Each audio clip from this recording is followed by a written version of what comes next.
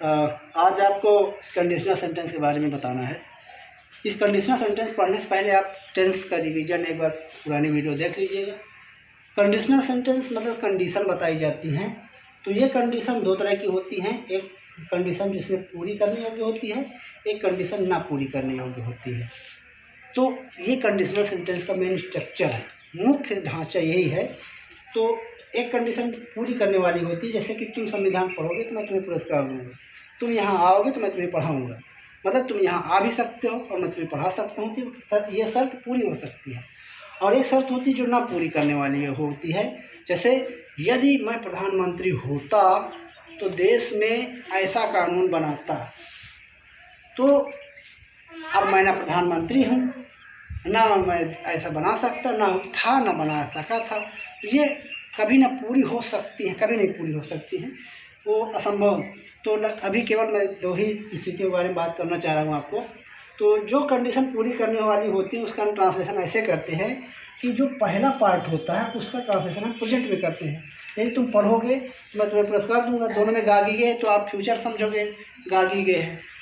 लेकिन संविधान को if you read constitution I shall give you prize, यदि तुम यहाँ आओगे, if you come here I will teach you constitution. यदि बच्चा सब्जी नहीं बेचेगा तो उसके पिताजी उसे पीटेंगे। If the child does not sell the vegetables his father will beat him. इस तरह के हैं। यदि हम किताब पढ़ेंगे तो सफल होंगे, यदि तुम नहीं पढ़ोगे तो मैं तुम्हें नहीं पढ़ाऊँगा, यदि तुम दिल्ली जाओगे तो तुम लाल किला जरूर देखोगे। ये तीन हैं तो आप अपने करिएगा। दूसरी बात, जो कंडीशनल पूरी नहीं होती है उस पर ट्रांसलेशन करता वर्ब या हैड, फिर कर्म रखते हैं, फिर कामा लगाते हैं, फिर करता वुड या वुड हैव रखते हैं, फिर थर्ड फॉर्म ऑफ वर्ब रखते हैं, फिर ऑब्जेक्ट रखते हैं। जैसे यदि मैं प्रधानमंत्री होता या यदि मैं राजा होता तो मैं तुम्हारी मदद करता। If I were a king I would help you. अब अगर इसमें ये होता कि यदि तुम यहाँ आए होते तो मैं तुम्हारी मदद किया होता। इफ़ यू हैड करता, if you had come here I would have helped you, helped रहेगा।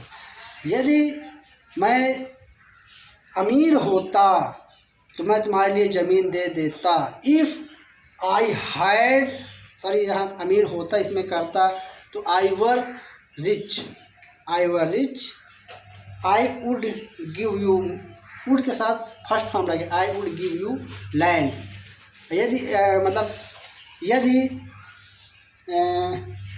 मैं लंदन गया होता तो मैं तुम्हारे लिए नई चीज़ लेके आता। If I had gone London I would have taken you a new things. तो आई वुड हैव के साथ थर्ड फॉर्म लगेगा, वुड रहेगा तो फर्स्ट फॉर्म वर्ब की लगेगी। ये आप बिल्कुल याद कर लीजिएगा और इस तरह से आप लिख करके बार बार वीडियो देख करके समझ लीजिएगा, आपका इंग्लिश अच्छे से तैयार हो जाएगी। धन्यवाद।